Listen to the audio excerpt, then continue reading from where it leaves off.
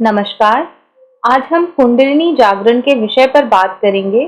इससे पहले हमने कुंडलिनी क्या है और इसकी शक्तिशाली शक्तियों के विषय पर आप तक जानकारी पहुंचाने का छोटा सा प्रयास किया है। उस वीडियो का लिंक डिस्क्रिप्शन बॉक्स में दिया गया है। मैं चाहूंगी कि आप इस वीडियो को देखने से पहले कुंडलिनी क्या है उस विषय की जानकारी प्राप्त करें। तो आइए शुरुआत करते हैं। कुंडलिनी जागरण साधना क्या है और इसे किस तरह करना चाहिए। कुंडलिनी जागरण का अर्थ है अपने अंदर छिपे हुए प्राण शक्ति के भंडार का गायत्री महामंत्र की साधना के माध्यम से आत्म कल्याण एवं लोक कल्याण के निमित्त जागरण किया जाता है। षट चक्र, तीन ग्रंथियां, पंचकोश मिलकर समुद्र मंथन के 14 रत्नों के समान भूमिका निभाते हैं। यह 14 रत्न यदि मनुष्य हस्तगत कर ले तो वह देवोपम अर्थात देवताओं की स्थिति में बंधन मुक्त एवं आत्म साक्षात्कार की स्थिति में पहुंच जाता है। कुंडलिनी विज्ञान का अनुसंधान सोई हुई शक्तियों की जागृति का विज्ञान है। यदि यह योग सध सके तो शारीरिक बलिष्ठता, मानसिक प्रतिभा एवं आध्यात्मिक वर्चस्व को असाधारण रूप से बढ़ाया जा सकता है। कुंडलिनी शक्ति का एक नाम जीवन अग्नि फायर ऑफ लाइफ भी है। जो कुछ भी चमक, तेजस्विता, आशा, उत्साह, उमंग, उल्लास दिखाई पड़ता है उसे हम उस अग्नि का ही प्रभाव कह सकते हैं। शरीर में बलिष्ठता, निरोगिता, स्फूर्ति, क्रियाशीलता के रूप में और मस्तिष्क में तीव्र बुद्धि, दूरदर्शिता, स्मरण शक्ति, सूझबूझ, कल्पना आदि विशेषताओं के रूप में यही दिखाई पड़ता है। आत्मविश्वास और उत्कर्ष की अभिलाषा के रूप में, धैर्य और साहस के रूप में इसी शक्ति का चमत्कार दिखाई देता है। रोगों से लड़कर उन्हें परास्त करने और मृत्यु की संभावनाओं को हटाकर दीर्घ जीवन का अवसर उत्पन्न करने वाली एक विशेष विद्युत धारा मन में प्रवाहित होकर समस्त शरीर को सुरक्षा की सामर्थ्य प्रदान करती है। उसे कुंडलिनी की ही शक्ति समझा जाना चाहिए। कुंडलिनी जागरण की एक उपकार से भी कितना काम चल सकता है, इसका छोटा सा अनुभव पंडित श्रीराम शर्मा आचार्य जी अपने व्यक्तिगत जीवन में कर चुके हैं।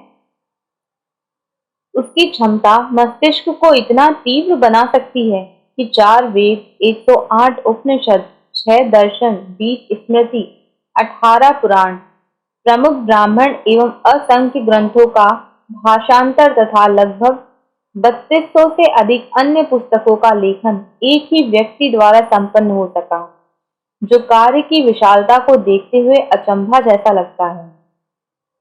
सार्वजनिक क्षेत्र में संगठन, प्रचार एवं रचनात्मक कार्यों को देखते हुए भी लगता है कि 1000 व्यक्तियों द्वारा संभव हो सकने वाला कार्य एक व्यक्ति ने संपन्न किया। और भी अनेक अनुभव ऐसे हैं जो अभी अप्रकट रखे गए हैं। वे बताते हैं कि अधूरी एवं आंशिक कुंडलिनी की छोटी सी हलचल भी मनुष्य की क्रियाशीलता को कितना बढ़ा सकती है। फिर समग्र कुंडलिनी जागरण के आधार पर तो किसी की शक्ति कितनी बढ़ सकती है, इसकी कल्पना कर सकना भी कठिन है।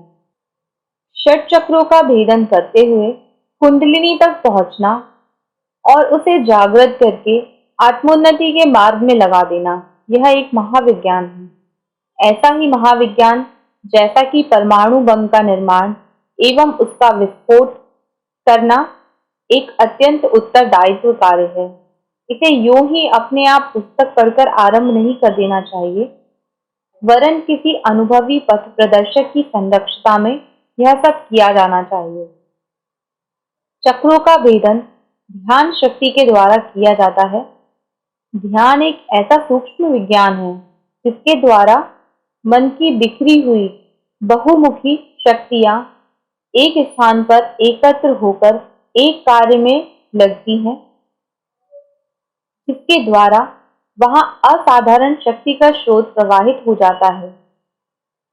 ध्यान द्वारा साधक षट चक्रों का भेदन कर सकता है।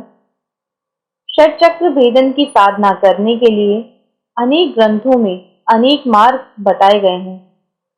गायत्री शक्ति में षट चक्रों का जागरण बड़ी सुविधा पूर्वक हो सकता है और अन्य साधनाओं में आने वाली असाधारण कठिनाइयों एवं खतरों से स्वतंत्र रहा जा सकता है। सफलता मिल सकती है, पर शर्त यह है कि उसे पूर्ण विश्वास, श्रद्धा, निष्ठा के साथ किया जाना चाहिए। प्रातः काल शुद्ध शरीर और स्वस्थ चित्त से सावधान होकर पद्मासन में बैठ जाएं।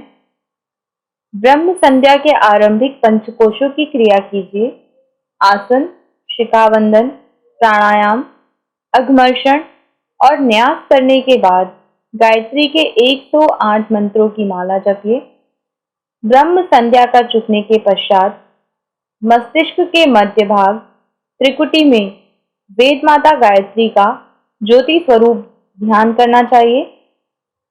मन को उस ज्योतिर्लिंग के मध्य में इस प्रकार अवस्थित करना चाहिए जैसे लोहार अपने लोहे को गर्म करने के लिए भट्टी में डाल देता है और जब वह लाल हो जाता है तो उसे बाहर निकालकर ठोकता, पीटता और अभीष्ट वस्तु बनाता है। त्रिकुटी स्थित गायत्री ज्योति में मन को कुछ देर तक अवस्थित रखने से मन स्वयं भी तेज स्वरूप हो जाता है। तब उसे आज्ञा चक्र के स्थान में लाना चाहिए। ब्रह्मनाड़ी मेरुदंड से आगे बढ़कर त्रिकुटी में होती हुई सहस्रार हो गई है। इस ब्रह्मनाड़ी की पोली नली में दीप्तिमान मन को प्रवेश करके आज्ञा चक्र में ले जाया जाता है। वहां स्थित करने पर तब अनुभव होते हैं जो चक्र के लक्षणों में वर्णित है। मन को चक्र के दलों का, अक्षरों का, तत्व का, बीज का, देव शक्ति का, मंत्र का, लोक का, वाहन का, गुण का और रंग का अनुभव होता है। आरंभ में अनुभव बहुत अधूरे होते हैं। चक्र के कुछ लक्षण स्पष्ट, कुछ अस्पष्ट, कुछ विकृत दिखाई देते हैं। धीरे धीरे वे अधिक स्पष्ट होते जाते हैं। कभी कभी किन्हीं व्यक्तियों के चक्रों में कुछ लक्षण भेद भी होता है। उसे अपने अंदर के चक्र की आकृति का अनुभव होगा। स्वस्थ चित्त से सावधान होकर 1 मास तक एक की साधना करने से वह प्रस्फुटित हो जाती है। ध्यान में उसके लक्षण अधिक स्पष्ट होने लगते हैं और चक्र के स्थान पर उससे संबंधित मातृकाओं और कर्मेंद्रियों में अचानक कंपन, रोमांच, प्रस्फुरण, उत्तेजना, दाद, खुजली जैसे अनुभव होते हैं। ये इस बात के चिन्ह हैं कि चक्रों का जागरण हो रहा है। 1 मास या न्यूनाधिक काल में इस प्रकार के चिन्ह प्रकट होने लगे, ध्यान में चक्र का रूप स्पष्ट होने लगे, तो उससे आगे बढ़कर इससे नीचे की ओर दूसरे चक्र में प्रवेश करना चाहिए। विधि वही है, मार्ग वही है। गायत्री ज्योति में मन को तपाकर ब्रह्म नाड़ी में प्रवेश करना और उसमें होकर पहले चक्र में जाना, फिर उसे पार करके दूसरे में जाना। इस प्रकार प्रत्येक चक्र में लगभग 1 मास का समय लगता है। जब साधना पक जाती है तो एक चक्र से दूसरे चक्र में जाने का द्वार खुल जाता है। जब तक साधना कच्ची रहती है तब तक द्वार रुका रहता है।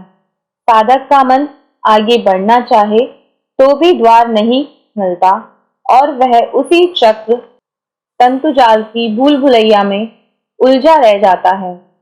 जब साधना देर तक नहीं पकती और साधक को आगे का मार्ग नहीं मिलता तो उसे अनुभवी गुरु की सहायता की आवश्यकता होती है।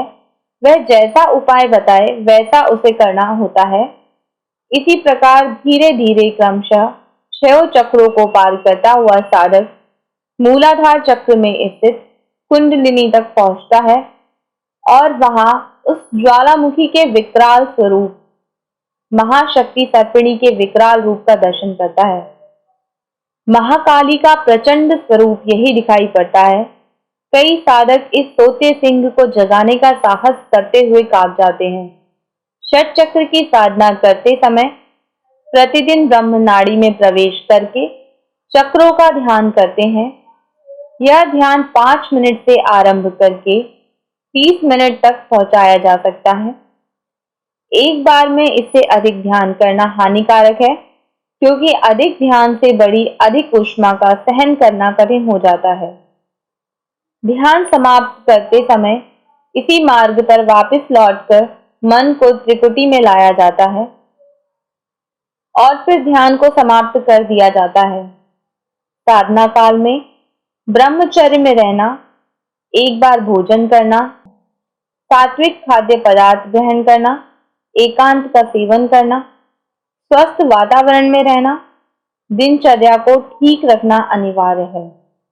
षट चक्रों का भेदन और कुंडलिनी के जागरण से ब्रह्मरंध्र में ईश्वरीय दिव्य ज्योति के दर्शन होते हैं और अनेक गुप्त सिद्धियां प्राप्त होती हैं। हमारे द्वारा दी गई जानकारी आपको अच्छी लगी हो तो लाइक एंड कमेंट जरूर करें, शेयर करें ताकि अन्य लोगों तक ये जानकारी पहुंच सके, और हमारा चैनल सब्सक्राइब नहीं किया है तो जरूर करें ताकि अन्य आध्यात्मिक जानकारी आप लोगों तक पहुंच सके। धन्यवाद।